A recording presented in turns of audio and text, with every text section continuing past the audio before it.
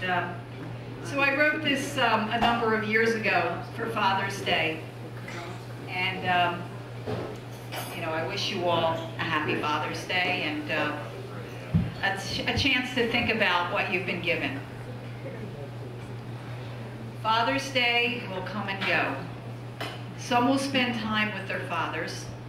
Others will remember or try to forget. Fathers give the gift of life, and if you are lucky, they give more. If you are really lucky, when they are gone, you have something memorable to stay or display. Sometimes as children, we don't appreciate what we have. Often as teenagers, we keep our hearts sealed from our parents. But memory saves us from ourselves. We grow older, and our memories become the stories we savor and share. I'm thinking about a story my dad shared with me not long before he died. He was a professional boxer in the 1930s and 40s, long before I knew him. My dad was Irish Abe, the South Philly southpaw, who boxed his way through larger cities and smaller towns.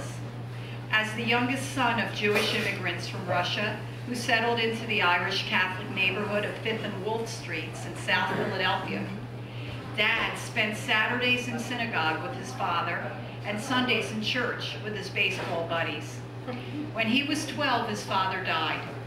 Dad's life became consumed with sports and trying to make a buck to help his widowed mother.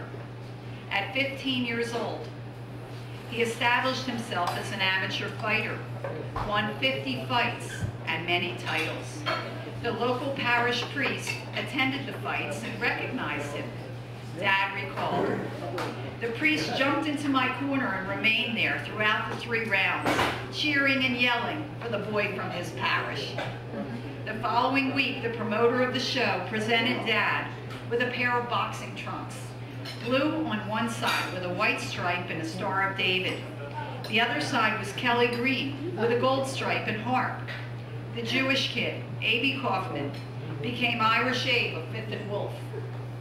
Then, in his senior year at Central High, as a lettered athlete, Dad turned down a baseball scholarship to Penn State and chose instead to go pro as a boxer when he was offered what in Dad's view was a once-in-a-lifetime opportunity.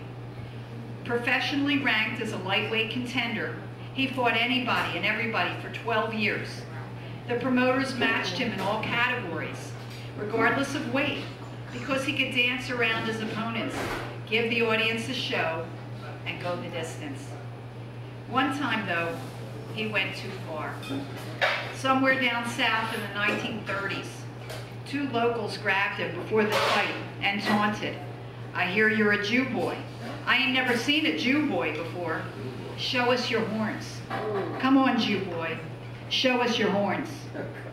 He was matched up with the local favorite and asked for his show, but was told to throw the fight, fix it for the homeboy, and don't tell or you'll never get out of here alive, you stinking Jew. Dad rebuffed, "My name is Abraham. I come to fight." And that's how they read it in the morning papers the day after he beat the hell out of the homeboy. He got out of there fast and never went back. Irish Abe went north to New York and Boston and went to Chicago, fighting the likes of Ike Williams and Willie Pett. He believed that Ike Williams might have been the best fighter of all time, since Ike fought and beat Joe Louis and Ray Robinson.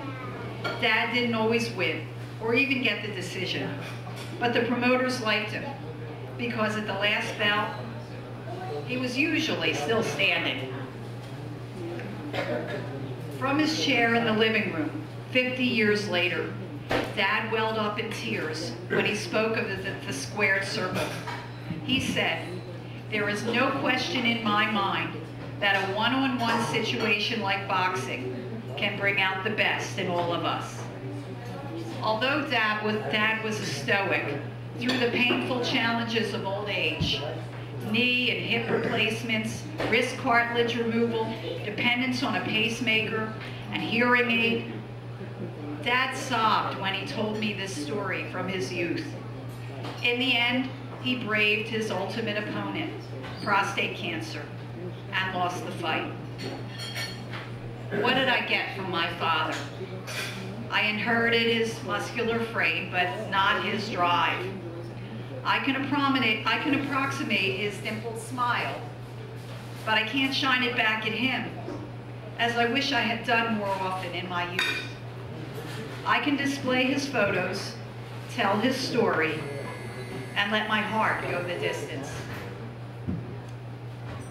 As a short addendum to this, when my brothers read this story, they felt the need, as always, to correct me.